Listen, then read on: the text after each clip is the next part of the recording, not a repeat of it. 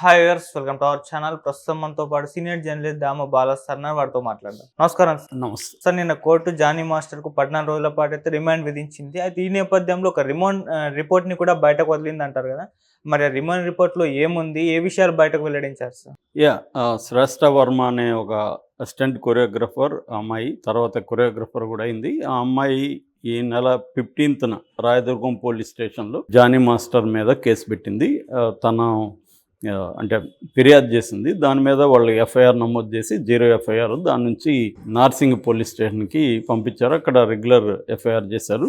So పాత case కాబట్టి, ఇది గతంలో జరిగిన నేరం కాబట్టి 376 ఐపీసీ, 506 తర్వాత 323(2) ఈ 3 సెక్షన్లు. దీంతోపాటు పోష్ అని అంటే prevention of sexual harassment in work place, తర్వాత అన్నిటికంటే ఇంపార్టెంట్ పోక్సో కేసు పెట్టారు. పోక్సో అంటే protection of children from sexual offences, 2012 చట్టము. దాని తర్వాత 2019లో అమెండ్మెంట్ కూడా జరిగింది.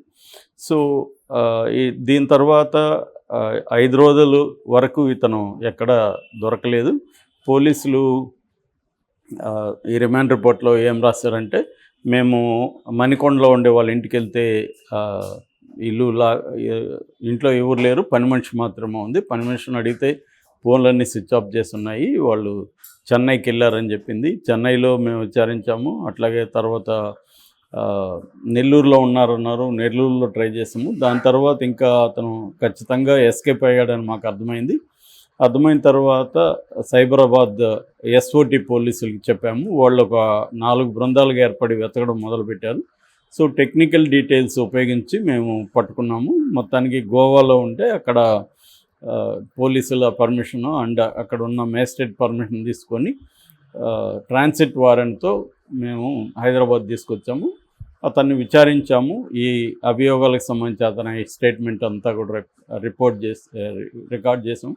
మామూలు కన్ఫెషన్ రిపోర్ట్ అంటారు, నేర అంగీకార ఒప్పుదల పత్రం అన్నమాట. సో అదంతా కూడా మేము రికార్డ్ చేసిన తర్వాత Rajendra Nagar circle Upparpalli 13th additional metropolitan magistrate court, ఆ కోర్టులో 2nd additional junior civil judge ముందు ప్రవేశపెట్టి మా దగ్గర ఉన్న డీటెయిల్స్ అంతా కూడా వాళ్ళు సబ్మిట్ చేసాము. దాంతో ఆయన అక్టోబర్ 3 వరకు 14 రోజులు రిమాండ్ విధించాడు. దాని తర్వాత మేము చెంచల్గూడ జైలుకి తరలించాము అనేది వాళ్ళు బేసిక్గా చెప్పారు.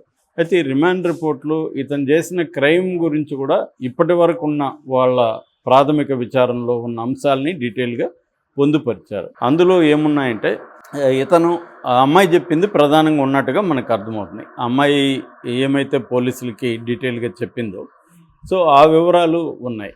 సో ఆ వివరాల ప్రకారం రిమాండ్ రిపోర్ట్లో ఏం రాస్తారంటే, ఒకటి, ఎంఐ 2017లో ఢీ షోలో పాల్గొనడానికి హైదరాబాద్కు వచ్చింది. మధ్యప్రదేశ్ నుంచి వాళ్ళ అమ్మని తీసుకొచ్చింది. అప్పటికి ఎంఐకి 14-15 ఏళ్ళు కూడా లేవు. సో వచ్చిన తర్వాత అక్కడ జానీ మాస్టర్ పరిచయం అయ్యాడు. సో ఆ తర్వాత తన దగ్గర చేరమని పిలిచాడు. అంటే ముందే ఒక దురుద్దేశం మనసులో పెట్టుకొని ఈ అమ్మాయి మీద కన్నేసి సో పిలిచినట్టుగా తర్వాత అర్థమైంది అనేది రిమాండ్ రిపోర్ట్లో ఉంది. సో ఈ అమ్మాయి ఎప్పటి నుంచి పనిచేస్తుందంటే 2019 డిసెంబర్ నెలలో చేరింది అక్కడ అతని దగ్గర. 2020 జనవరిలో ముంబై తీసుకెళ్ళాడు. అంటే చేరిన 1 మంత్కే ముంబైలో ఒక సినిమాలో కొరియోగ్రఫీ ఉంది అని చెప్పి తీసుకెళ్ళాడు. ఇంకొక 2 అసిస్టెంట్, మొత్తం 4 వెళ్ళారు అక్కడికి. అక్కడ హోటల్లో దిగిన తర్వాత ఎంఐకి ఏం చెప్పాడంటే, ఆ రోజు ఈవినింగ్ ఇట్లా 12 గంటలకు అలా నా రూమ్కి రా, నీ ఆధార్ కార్డు కొన్ని డాక్యుమెంట్స్ తీసుకునిరా, వాటిని నేను పరిశీలించాలని చెప్పాడు.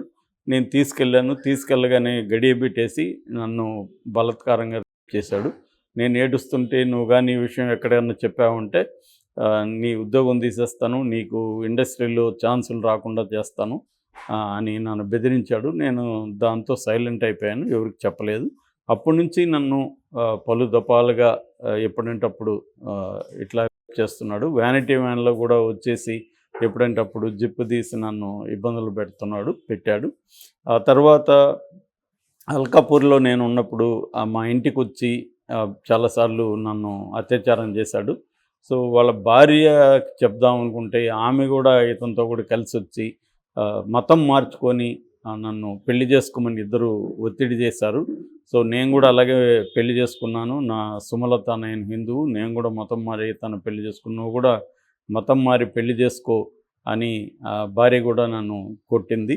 సో వీళ్ళిద్దరూ ఇలా ప్రెజర్ చేస్తూ ఉంటే నేను తట్టుకోలేకపోయాను. నేను అందుకని తన నుంచి బయటకు వచ్చేసి చిన్న చిన్న సినిమాలు కొరియోగ్రఫీ చేస్తూ ఉంటే అక్కడికి కూడా ఇతను వచ్చేసి అందరి ముందు నన్ను అవమానించడం, అక్కడ కొరియోగ్రఫీ పెట్టుకోకుండా వాళ్ళని ఒత్తిడి చేసి నన్ను తీయించేయడం, ఇలాగా ప్రెజర్ చేస్తున్నాడు. నాకు ఇంకా ఇటు కెరీరు ముందుకెళ్ళట్లేదు, ఇటు పర్సనల్గా కూడా నేను ఇతని లైంగిక అత్యాచారాలకు అనేకసార్లు గురయ్యాను. అతను దెబ్బలు కొట్టాడు, తిట్టాడు. సో అందుకని ఒక అసిస్టెంట్ కొరియోగ్రాఫర్ సలహా మేరకు నేను కంప్లైంట్ ఇచ్చాను అనేది రిమాండ్ రిపోర్ట్లో ఉంది. సో మనకి ఇందులో విషయాలు కొన్ని ఆల్రెడీ తెలుసు, మేబీ కొంత డీటెయిల్గా వాళ్ళు రాశారు. సో దీంట్లో పోలీసులు ఇండిపెండెంట్గా ఎంక్వైరీ చేసి వాళ్ళ ఫైండింగ్స్ ఏమీ కనిపించలేదు. ఈ అమ్మాయి చెప్పిన ఇదే ఆ అమ్మాయి కంప్లైంట్లో రాసిచ్చి ఉంటుంది కదా, దాన్నే రిమాండ్ రిపోర్ట్లో వాళ్ళు డీటెయిల్గా రాసినట్టుగా మనకు అర్థమవుతుంది తప్ప మేము ఇండిపెండెంట్గా ఎంక్వైరీ చేసాము. మామూలుగా అయితే ప్రాథమికంగా కొంత ఎంక్వైరీ చేస్తారు వీళ్ళు, కానీ దీంట్లో అదేమి కనిపించలే. అంటే వేరే వాళ్ళ వాంగ్మూలాలు కావచ్చు, ఈ అమ్మాయి తో కూడా ఉన్న వాళ్ళు కావచ్చు, అట్లాగే ఈ అమ్మాయి ఒక ఆరోపణ చేసింది. ఆరోపణ చేస్తే సరిపోదు కదా, ఆధారాలు కూడా చూపించాలి. ఆ ఆధారాలు అంటే ముంబైకి పోయిన పలానా హోటల్ అవన్నీ చెప్పుండొచ్చు, కానీ దానికి సంబంధించిన ఆధారాలు ఏంటి అనేది ఏమీ మనకైతే ఇప్పటికి లేవు. మేబీ వాళ్ళు ఫర్దర్గా కూడా చేసే అవకాశం ఉంది. ఇప్పటికేందంటే వాళ్ళు ఈ అమ్మాయిని ప్రశ్నించారు, వాంగ్మూలం తీసుకున్నారు. ఇతని భార్య ఆయేషా అలియాస్ సుమలత, ఆమె వాంగ్మూలం తీసుకున్నారు. దాని తర్వాత ఇతన్ని ఒక రహస్య ప్రదేశంలో మొన్న తీసుకొచ్చారు. దాదాపు ఒక 24 hours సీక్రెట్గా అతను ఈ ప్రశ్నలంతా అతను అడిగినట్టుగా తెలుస్తుంది. సో ఆ డీటెయిల్స్ ఏవి తీసుకోలేదు, ఎందుకంటే ఇవన్నీ రాస్తే అతన్ని మళ్ళీ వీళ్ళు కస్టడీకి అడుగుతారు. ఆల్రెడీ అతను విచారించినట్టుగా చెప్పలేరు, ఎందుకంటే ఇది ఇల్లీగల్ విచారణ కాబట్టి అవన్నీ దీంట్లో లేవు. ఇదంతా ఇప్పుడు రిమాండ్ రిపోర్ట్ అనేది కోర్టుకు పెడతారు. ఇతన్ని రిమాండ్కి పంపించమని అడుగుతూ ఒక రిమాండ్ రిపోర్ట్ సబ్మిట్ చేస్తారు. సబ్మిట్ చేసినప్పుడు ఇల్లీగల్గా అతన్ని మేము ప్రశ్నించామని చెప్పడానికి లేదు. సో అందుకని ఇప్పుడు ఏమడుగుతారంటే కనీసం ఒక వారం రోజులు అతన్ని తమ పోలీస్ కస్టడీకి అడిగే అవకాశం ఉంది.